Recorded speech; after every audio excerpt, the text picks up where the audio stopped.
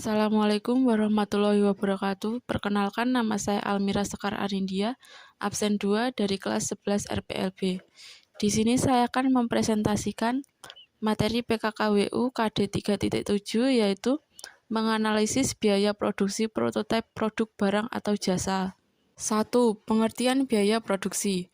Biaya produksi atau produk mengacu pada biaya yang harus dikeluarkan oleh sebuah usaha atau bisnis dari pembuatan produk atau menyediakan layanan. Biaya produksi mencakup tenaga kerja, bahan baku, pasokan manufaktur yang dapat dikonsumsi, dan overhead umum. 3. Kategori biaya produksi. 1. Biaya bahan baku. 2. Tenaga kerja langsung. 3. Overhead. 1. Biaya bahan baku. Biaya bahan baku adalah biaya yang dikeluarkan untuk memenuhi kebutuhan sumber daya yang dilakukan untuk menghasilkan barang jadi. Bahan-bahan yang digunakan secara langsung dalam proses pembuatan produk jadi yang siap untuk dipasarkan. Contohnya, pabrik furniture membutuhkan kayu, kulit atau kain, dan vinil untuk membuat kursi dan meja. 2. Tenaga kerja langsung. Biaya tenaga kerja adalah jumlah semua upah yang dibayarkan kepada karyawan, serta biaya imbalan kerja dan pajak gaji yang dibayarkan oleh pemberi kerja. Biaya kerja dipecah menjadi biaya langsung dan tidak langsung, overhead. Biaya langsung termasuk upah untuk karyawan yang menghasilkan produk, termasuk pekerja di jalur perakitan.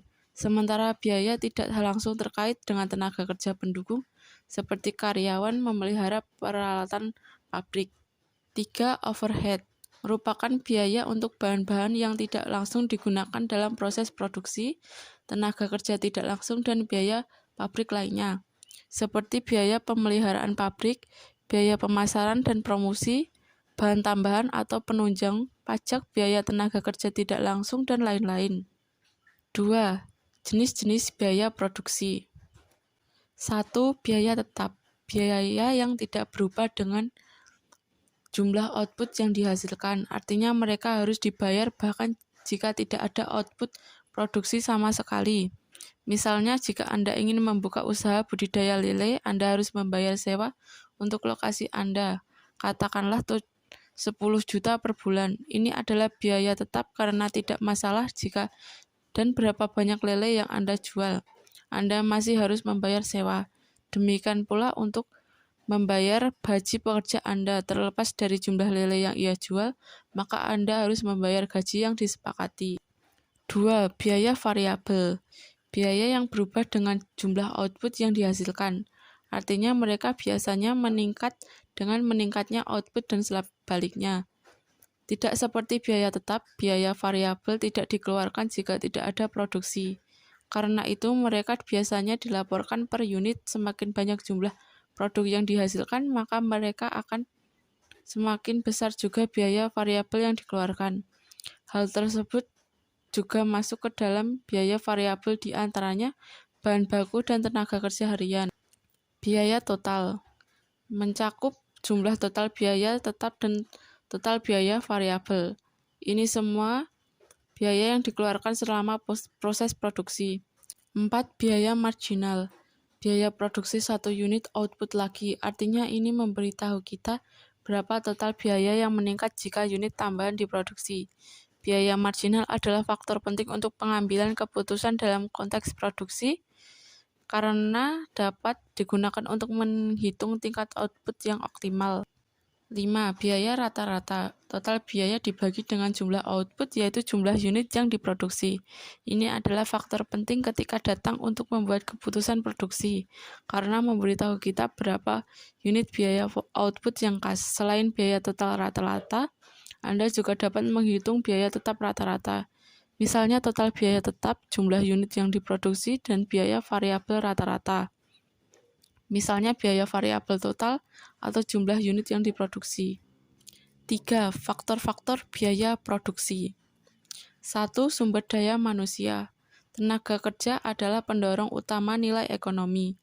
Pekerja produksi dibayar untuk waktu dan upaya mereka dalam upah yang tergantung pada keterampilan dan pelatihan mereka. Tenaga kerja oleh pekerja yang tidak berpendidikan dan tidak terlatih biasanya dibayar dengan harga rendah, sedangkan pekerja yang terlatih dibayar dengan upah yang lebih tinggi karena mereka membawa lebih dari kapasitas fisik mereka pada tugas tersebut. 2. Sumber daya modal. Dalam ekonomi, modal biasanya mengacu pada uang, tetapi uang bukan merupakan faktor produksi karena tidak terlibat langsung dalam menghasilkan barang atau jasa. Sebaliknya, ini memfasilitasi proses yang digunakan dalam produksi dengan memungkinkan pengusaha dan pemilik perusahaan untuk membeli barang atau tanah atau membayar upah. Sebagai faktor produksi, modal mengacu pada pembelian barang yang dibuat dengan uang dalam produksi. 3. Sumber daya pengusaha. Sumber daya pengusaha yang dimaksud adalah kewirausahaan. Kewirausahaan adalah mental kreativitas seorang wirausaha dalam menciptakan suatu produk yang memiliki nilai lebih dan dibutuhkan oleh konsumen. Kewirausahaan merupakan gabungan dari semua faktor produksi. 1.